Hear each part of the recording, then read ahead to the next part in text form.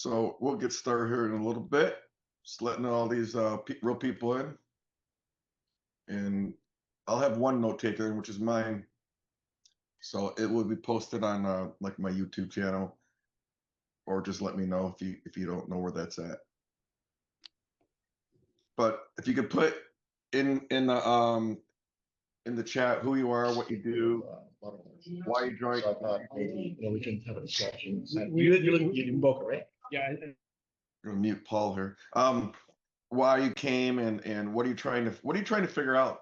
Like what's working, what's not.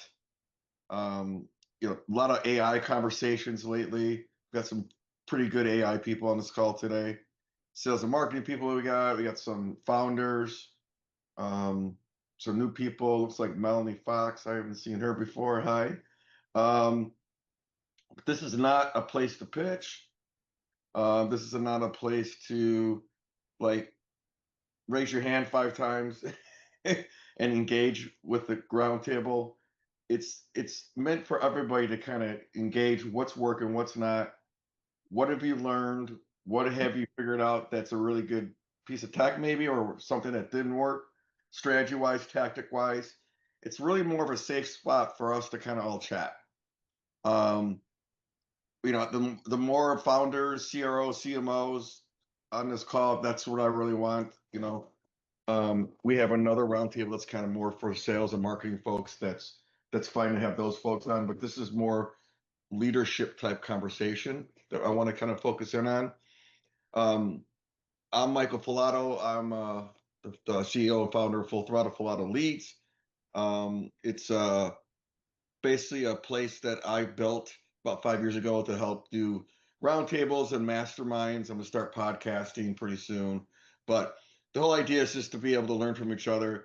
Why I do it is not just because I like just to talk or hear people talk. It's also because when you do things like roundtables or masterminds or events, it becomes a kind of a lead funnel for people, or at least a way to build relationships. So that's why I do it, and I help build that for other teams, other companies, other clients of clients or partners. I have people on here that have built this roundtable as well.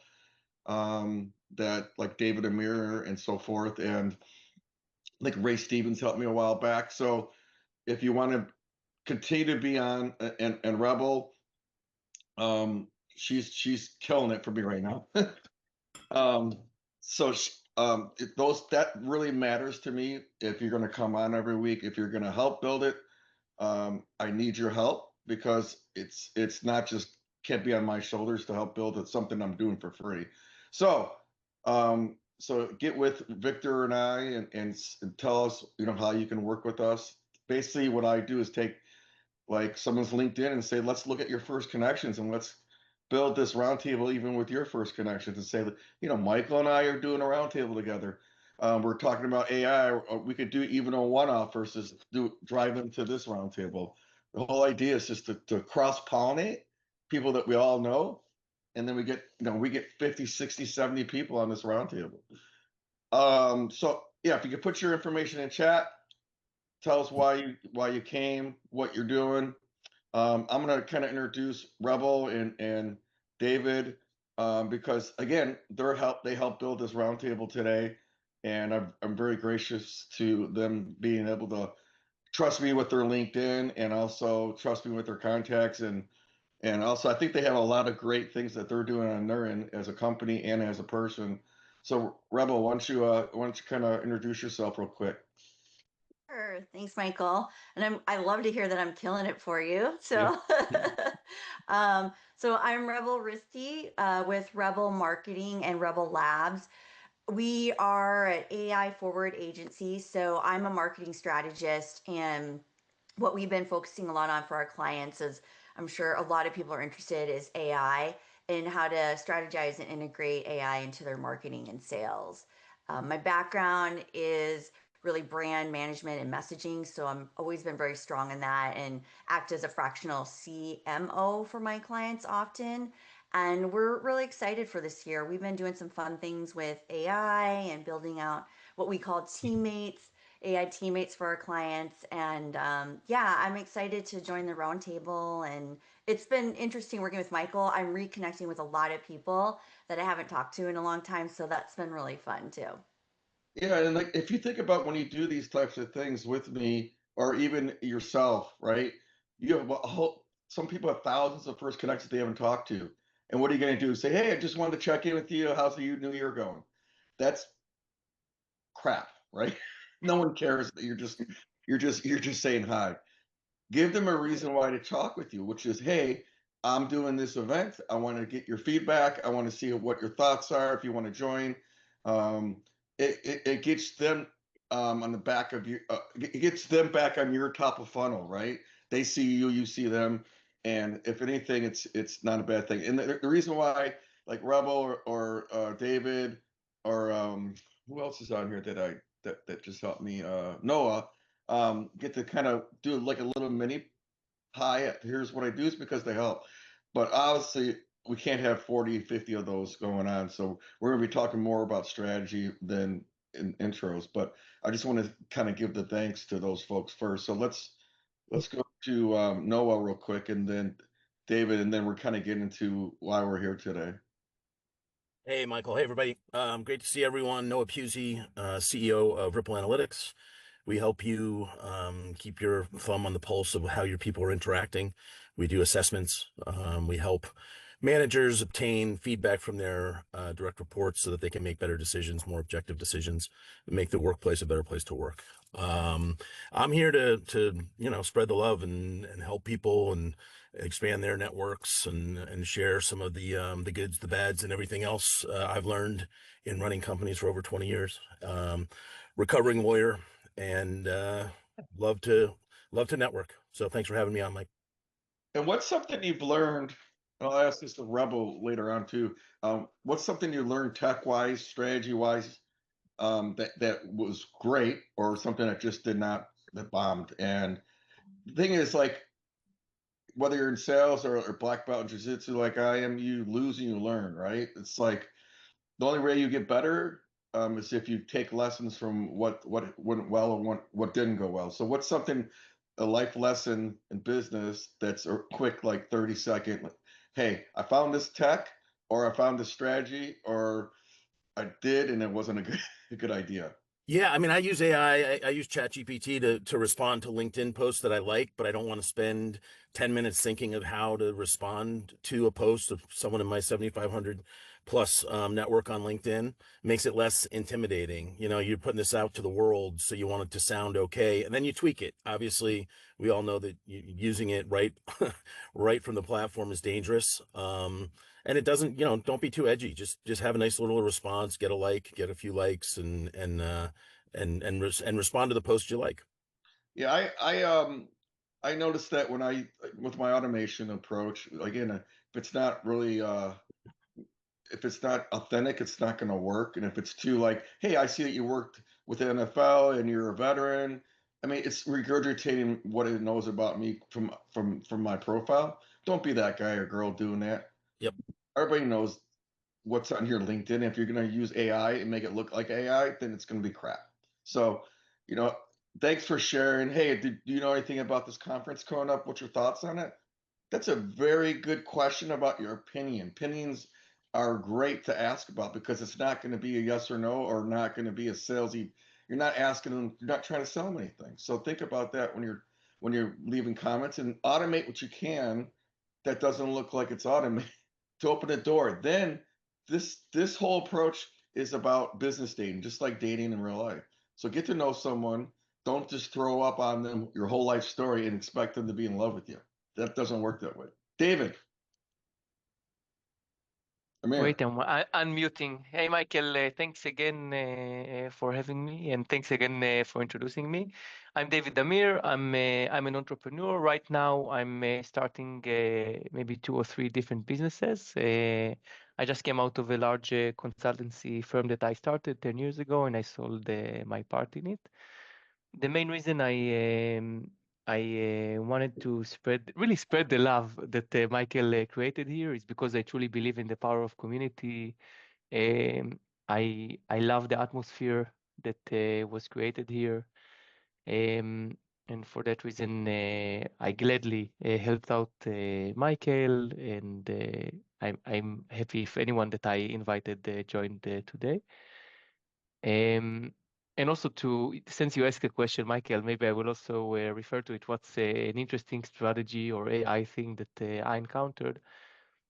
So I want to say about myself, I'm more into creating businesses and leading them. I find that managing people is not about telling them what to do. It's more about creating the environment, the atmosphere that enables them. And the lesson I learned really recently in the last few days is that it's not enough to coach someone as a leader in your company. It's also good to have some checks and balances, talk to their team more, understand how it goes.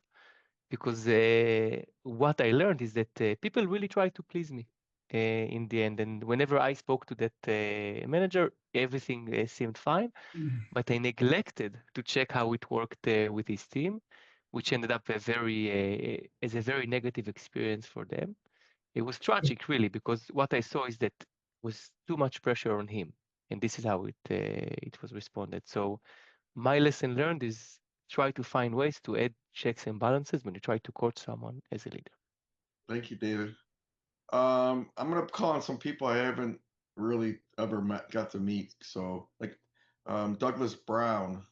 Douglas, why don't you tell us who you are and a tactic, tip, or strategy, whether it's AI or SaaS, that you want to pass on a strategy or tactic that you worked on that you liked or that did not work well. Sure. Hi, everyone. My name's Douglas Brown. Pleasure to be here. I'm with a company called Manage to Retain.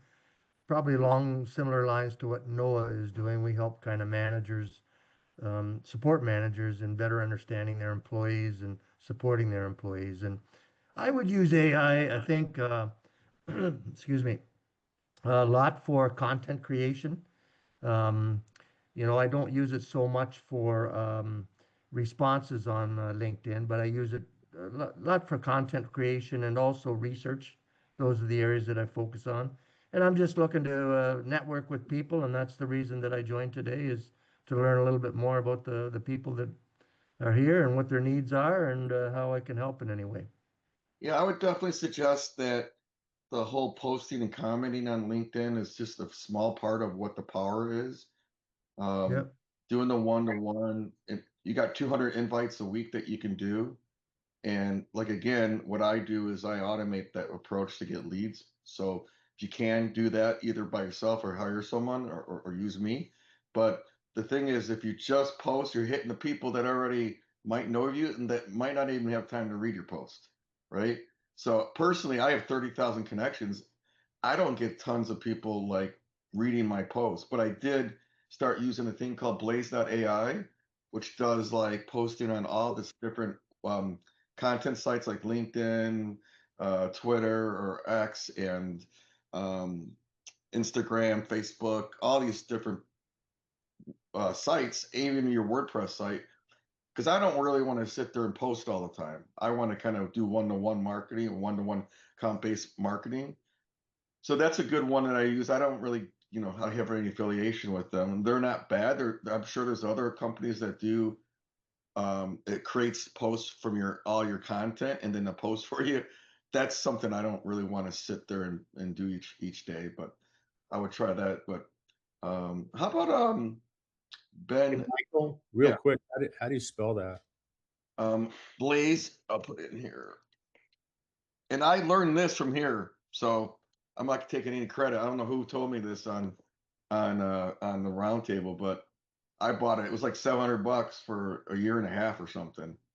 Again, I do not want to come up with content, look for a picture. I mean, it even has like little animation, and it just puts content up there based on AI and stuff that's on my that I load up on that folder. It's kind of like a Google Drive that you put it up on. So I think it's pretty good. I don't think it's awesome, but I think it's pretty good. And for $500 to $700 for 12 to 14 months, it's not a bad deal.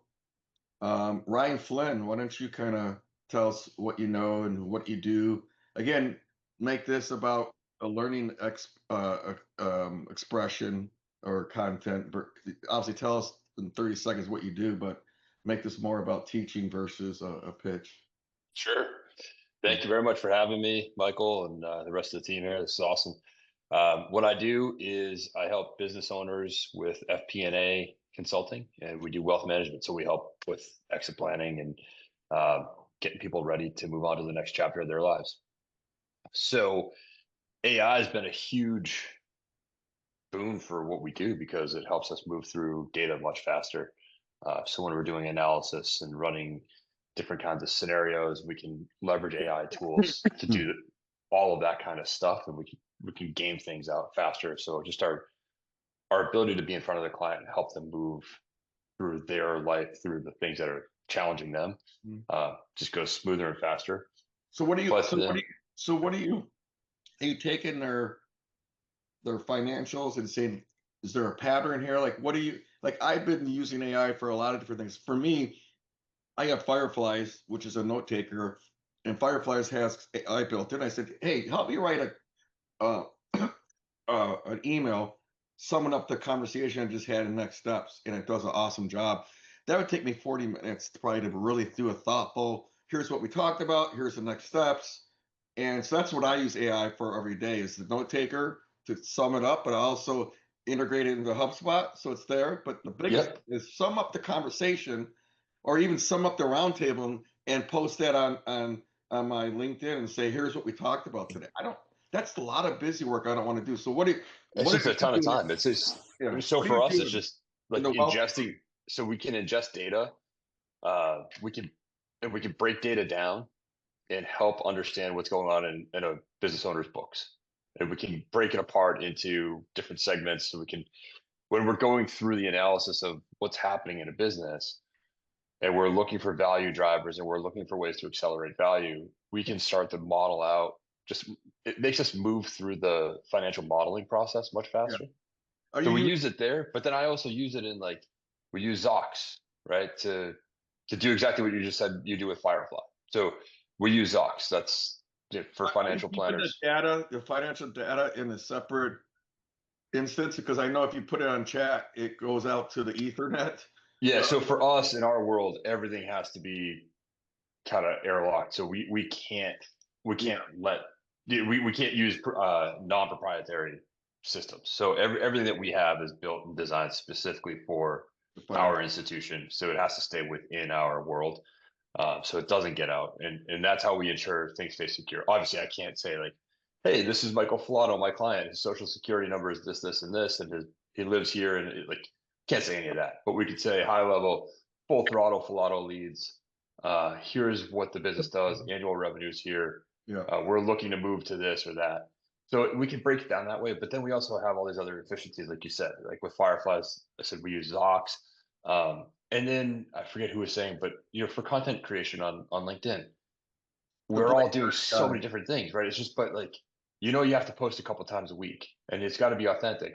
But you can get the prompts, and then you can get the information, and you go and make it your own.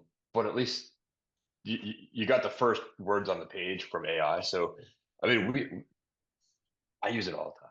I mean, I just went to a thing called Summit in Utah, so Silicon Slopes, and I saw the CMOs post there was women in business. There was 40 people she tagged. So I had looked at it, I'm I didn't talk to all these people because I wasn't at the ladies conference part of that. And I was just asking them how they like the summit.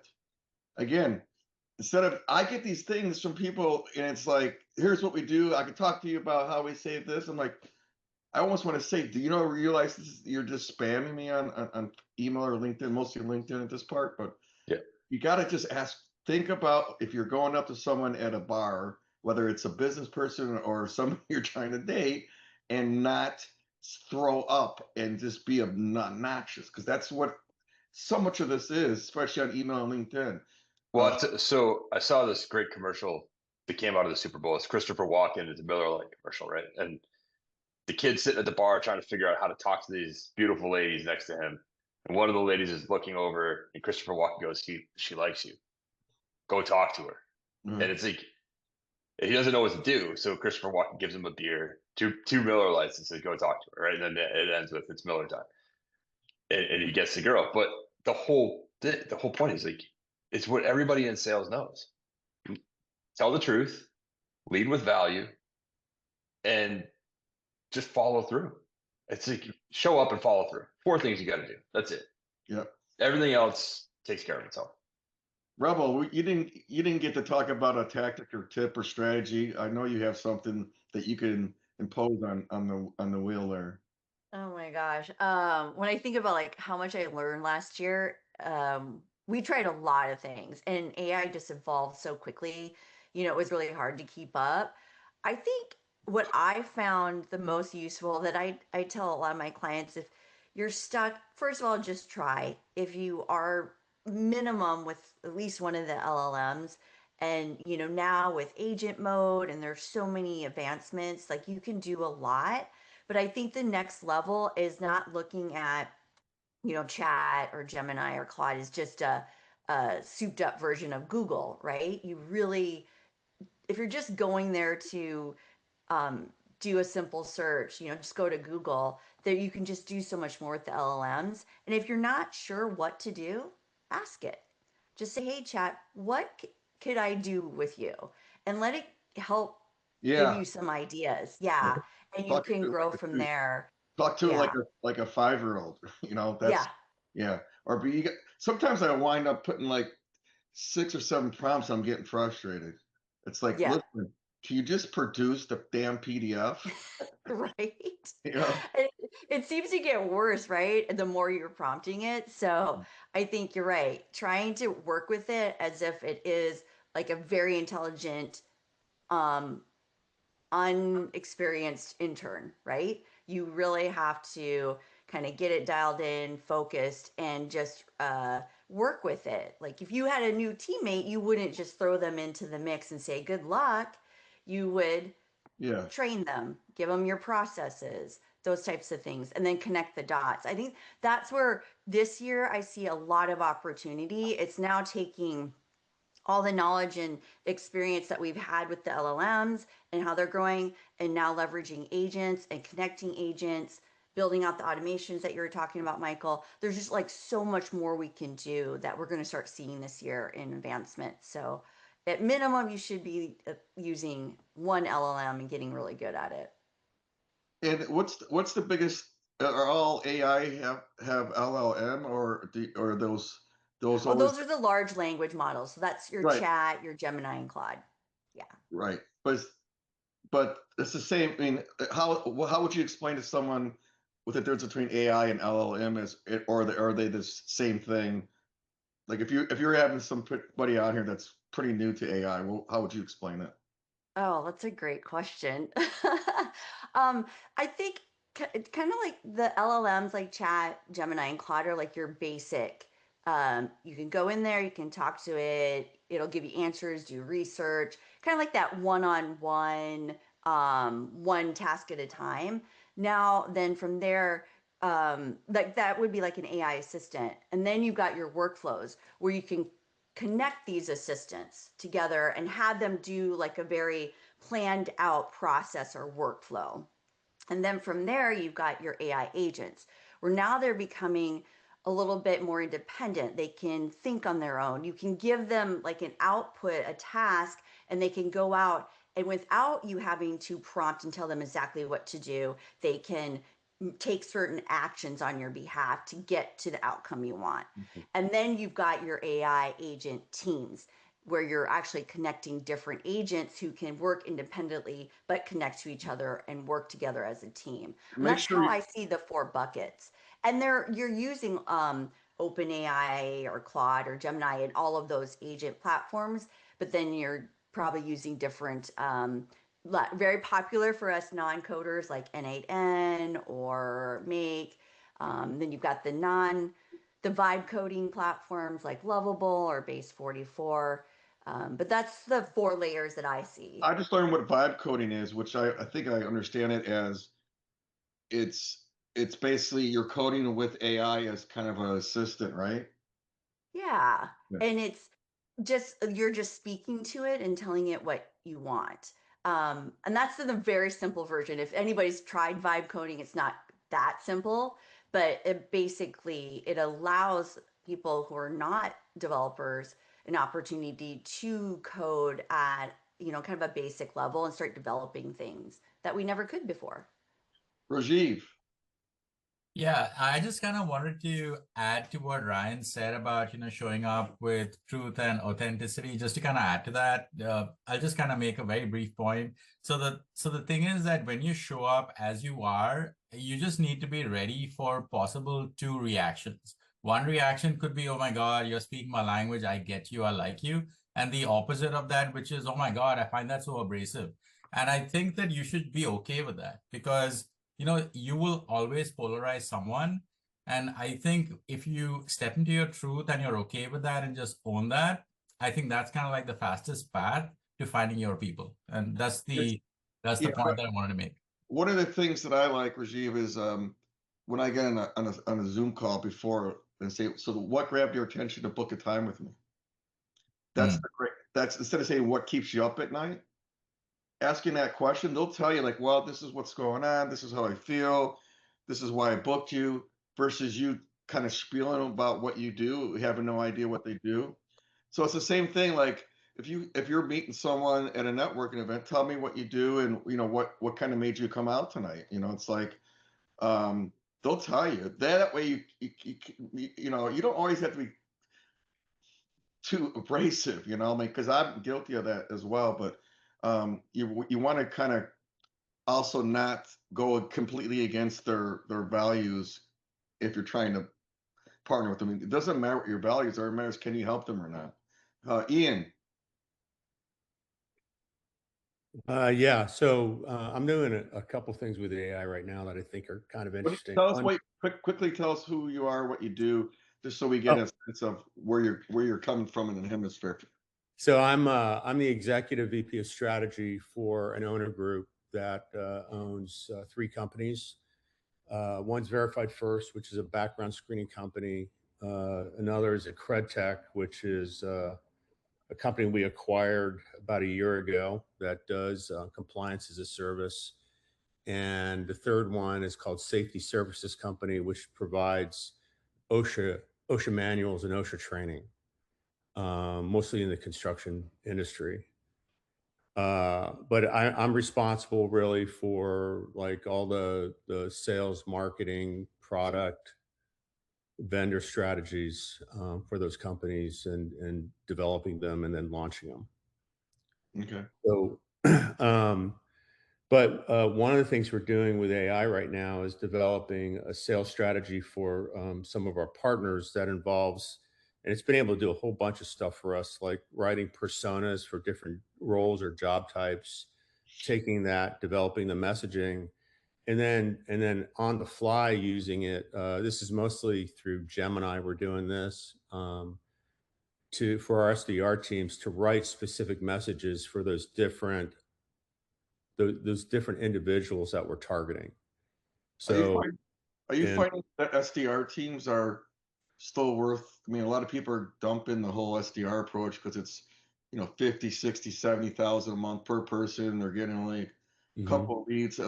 I see a lot of people go into a little bit of a automation top of funnel and then hiring a little more sophisticated SDRs, but they're more on the somewhat in between their startup job and their senior AE job. Yeah, we're getting there, with that initial automation.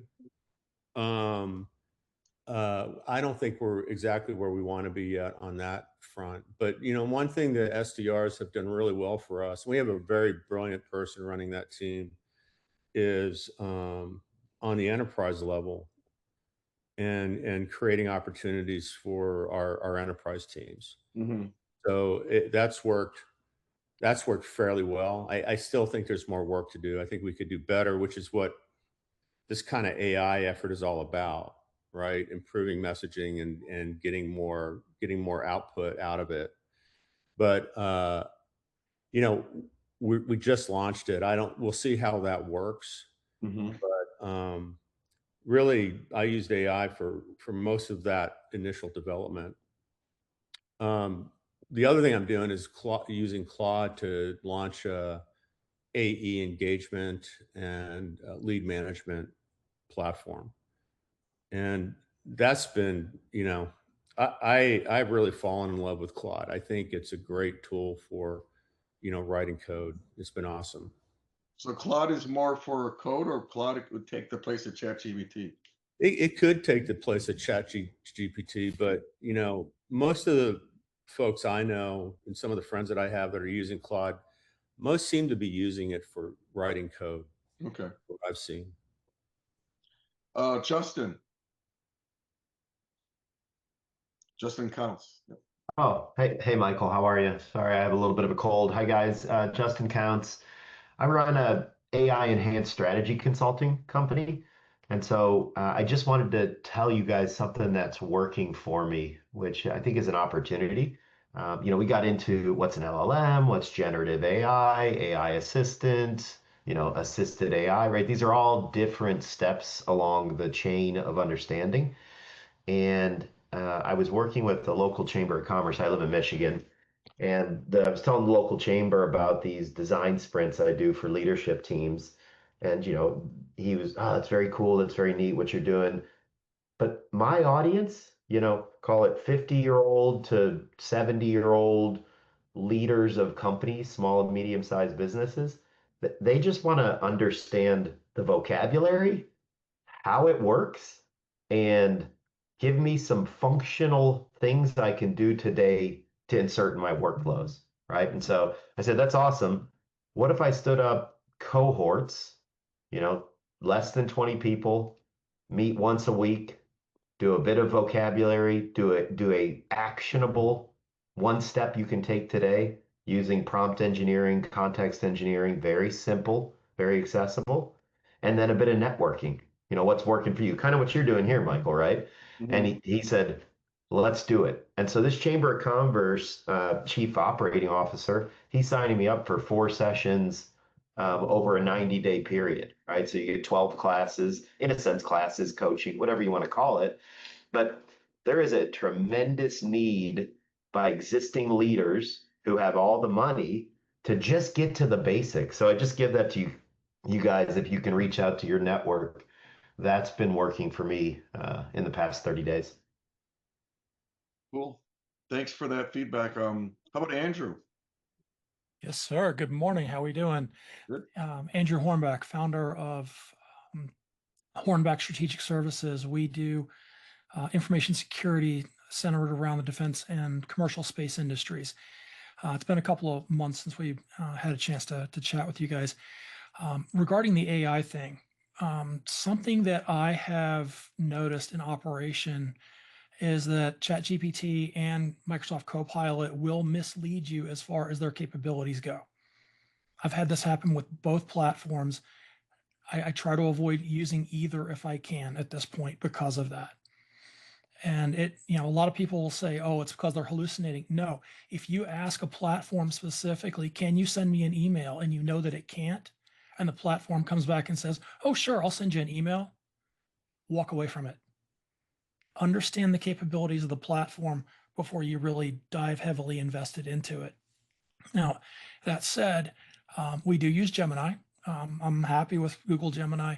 And a lot of what I'm using it for is either very quick content creation, as far as, draw me a picture, or if I've created something and I need, another set of eyes to look at it, to go through and verify what I've got, I'll throw it in there, get an idea of, is this, passable? Because a lot of times, I will sit down and just fly through writing something. It's like, okay, I better have this looked at before I send it out. And that allows me to keep that level of control about what I'm sending out and how I'm representing myself and my brand. Okay. And I think that a lot of people that are diving very heavily into AI, if you don't have your platform trained properly, it could dilute what you're messaging and what you're trying to say. So just, some warnings out there. There's different projects too, on at least on ChatGPT, because if you put everything in one kind of query, it's going to start mixing up all your content and all your clients and all your ideas into one place. So just make sure you kind of use like organization on that stuff. Rob. Hey, good morning, everybody. Good morning, Michael. Thank you so much for inviting me here. So now for something completely different. So I'm the founder of Peak State Performance, and what I do is I travel the world and I teach leaders how to tap into the third intelligence, which is physical intelligence, to lead better with more intention, building high performance, trusting, high growth cultures. So that's what I do, and I got exposed to this. I had a 40-year career in high tech. I was a business leader, and I came off the back of that and realized that we are now, because of AI and because of all the technology and the social media, we're sort of drifting apart, and the human connection is still so important. And I know I heard all these comments before about how you engage with people or how you talk to them and how you go at them and so forth, and how you be authentic. And this physical intelligence I was exposed to while I was in Europe for a couple of years, I brought it back here to the US. And now I'm activating and igniting cultures with this new thing, this physical intelligence, simple body movements that release these chemicals on demand and give you so much control and power as you lead your teams. What's a 2-second version of a tip? Yeah, so well, there's like 4 body movements that I use all the time. One of them is the oxytocin, which is like the Kate Winslet, where you spread your arms apart and you're releasing oxytocin, which we know is a love hormone. But this is also the hormone of belonging to something bigger than yourself, building trust, having grace for others. These are all things that really ignite cultures, and we need this so badly today. Everybody thinks it's great, we can work at home and work remote, but the cultures are not engaged as much. And Gallup comes out every year saying engaged cultures are more profitable, sometimes over 20%. So I just wanted to share something different. If you're interested, my website's in the chat. I'm traveling around. This is my mission now. I'm retired from corporate, and I just want to spread this message to leaders so they understand the power of their own body and how they can actually lead better and live better and actually love better too. Melanie Fox.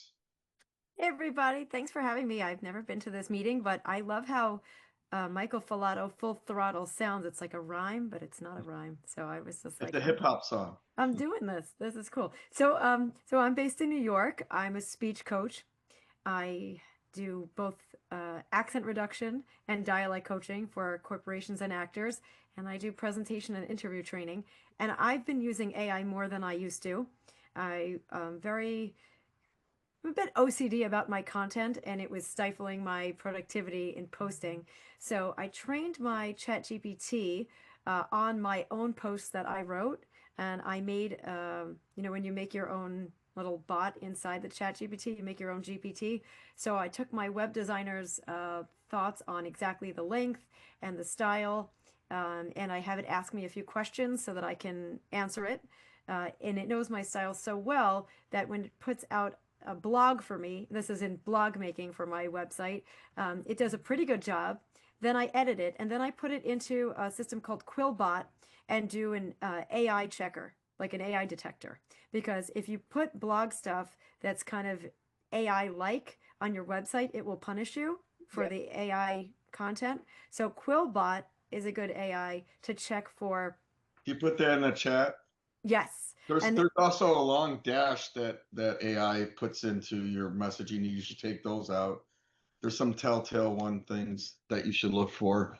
But yeah, Quillbot I've heard of. Yeah, I'll put that one in. And I think one of the tips that my web designer gave me, this is Claudia Hernandez, in case anybody wants my web designer. She said that it's a great idea. And also, if you know Joe Apfelbaum, he's an AI automations guy and LinkedIn expert. They both mentioned that it's good to write it with one AI and then check it in another, because a lot of times the AI kind of falls in love with its own message. And so I know it doesn't have human traits, but it seems to not detect its own markers. So if you write it with the help of one type of AI tool, then AI detector, check it in another, and Quillbot seems to be a good checker. I know she likes Claude more than ChatGPT. I kind of seem like a GPT fan, but then I bring it into Quill. So it's sort of like me giving info, the AI giving me back a blog, me doing some editing, and then putting it in this Quillbot AI detector to just just get the edges out. And I will say my ChatGPT is doing so well at my own voice that a lot of times the Quillbot won't detect anything. But when I did a combo article with someone else and collaborated, they used a lot more AI than they let on. And Quillbot found that 50% of their writing had AI markers in it. So then you just rewrite those sections and put it back in. So it's a bit of an iterative process. But Thanks, by the way, this is such a cool meeting. Thanks for having me. Thank you. Aliza. Hi, everyone. I'm Elza Malik. I'm based in Chicago and I run a behavioral research and engineering lab. I probably use AI pretty similarly to what everyone else has mentioned, but internally we use it in our research efforts and our pilots quite extensively. So everything from behavioral annotation through interpretation of how a particular sentiment is, not just language and voice, but also how people are sitting. And so we take a ton of huge data sets and then we run it through our annotation set and say, this is where it's going.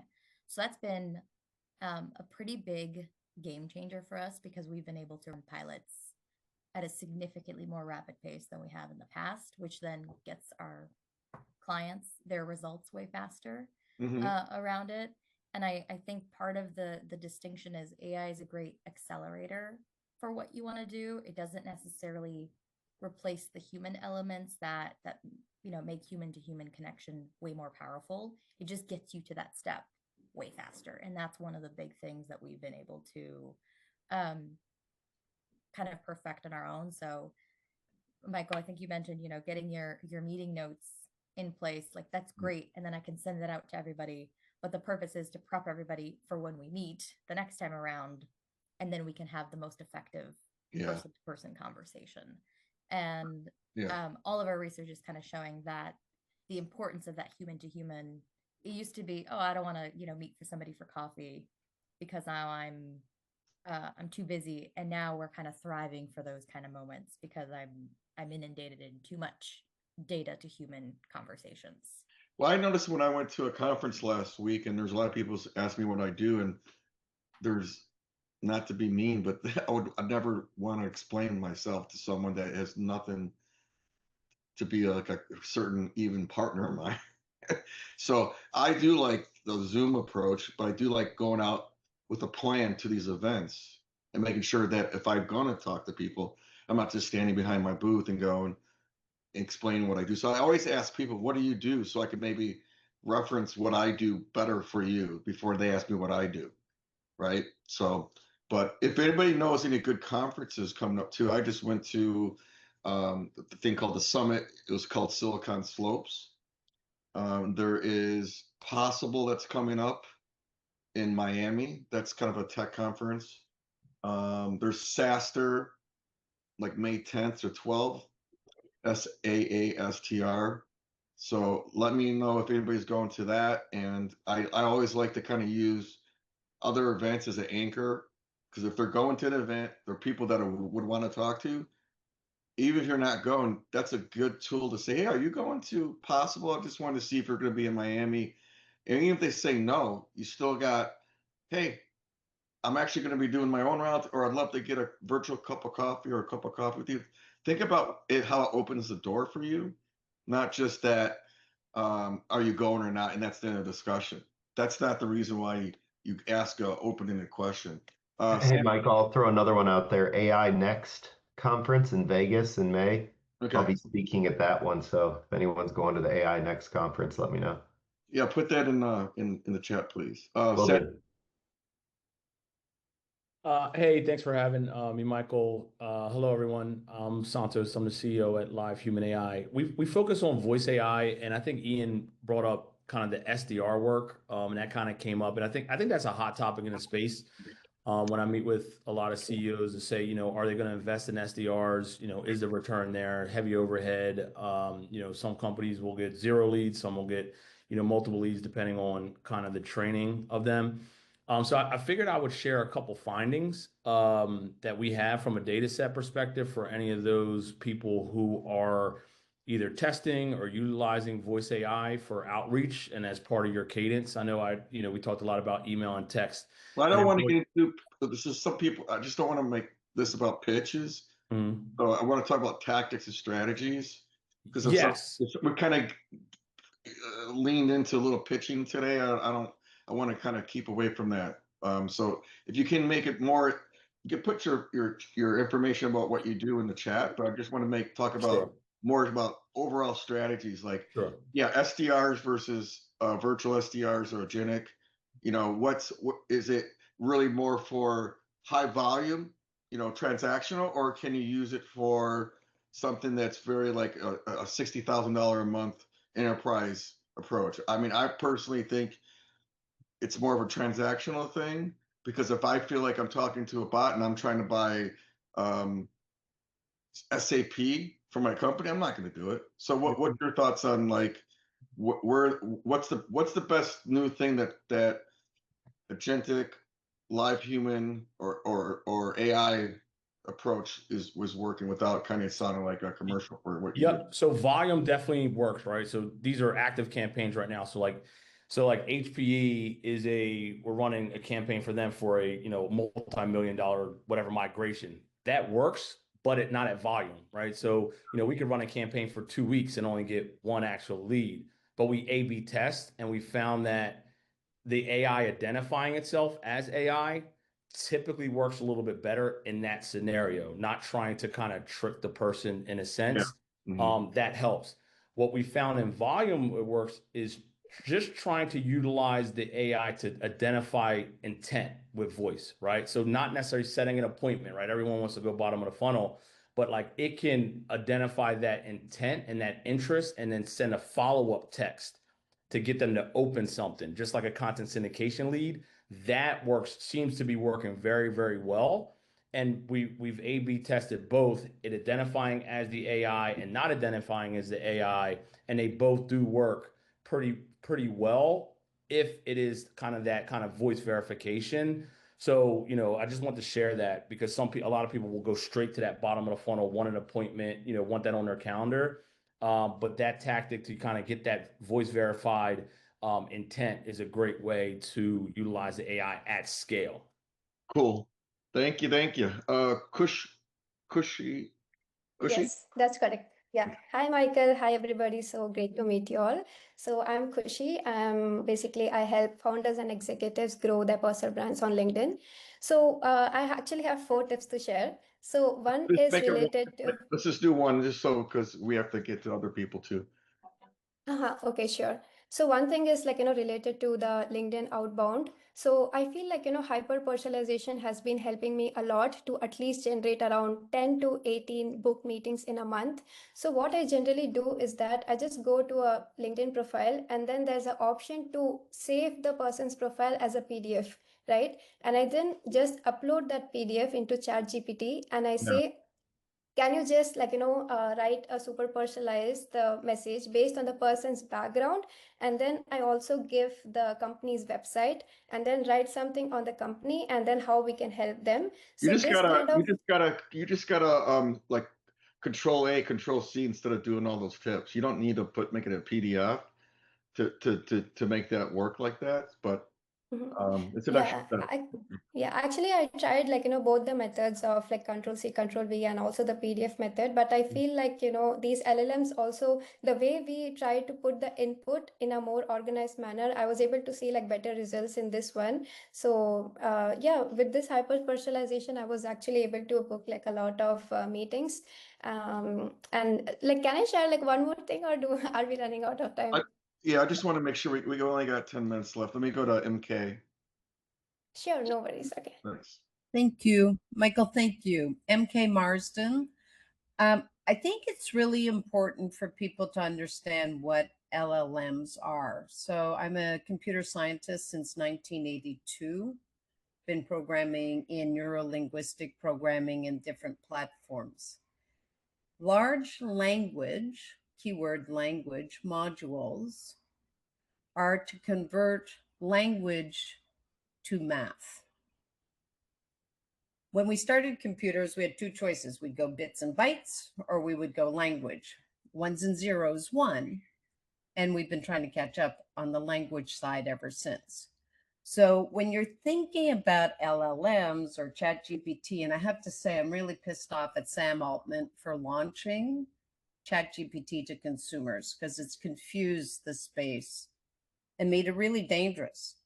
People are writing code with no data governance. They're leaving their back doors open, where all of their customer files are exposed, their invoicing files are exposed because they don't know how to build enterprise class solutions.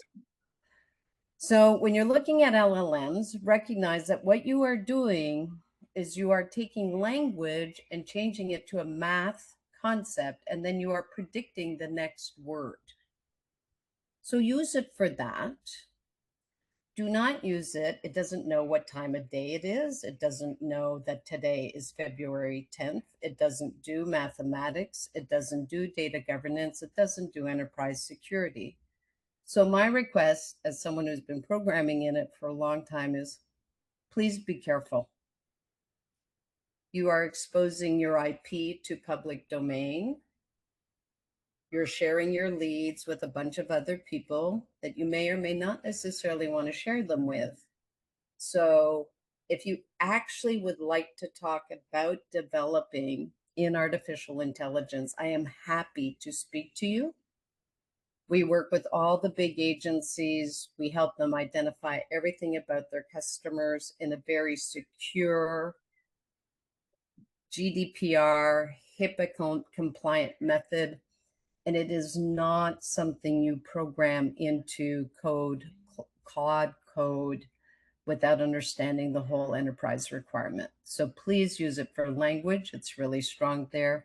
Please be very, very careful what you're doing in your business with artificial intelligence.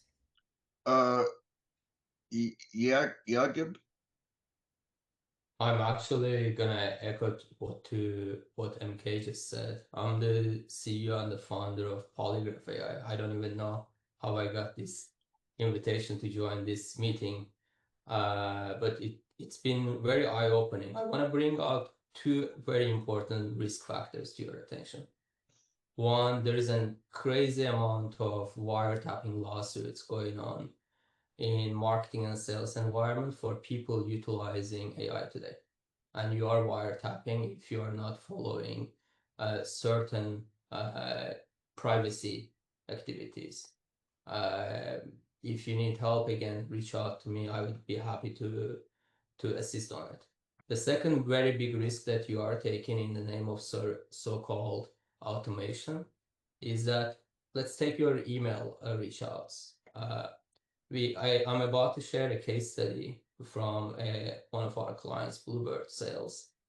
When they were using OpenAI and Cloud as agents to do their email reach outs, their open rate and response rate died almost dramatically.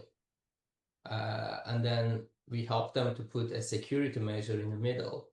And as a result, it jumped by 24%, just the open rate we are talking about.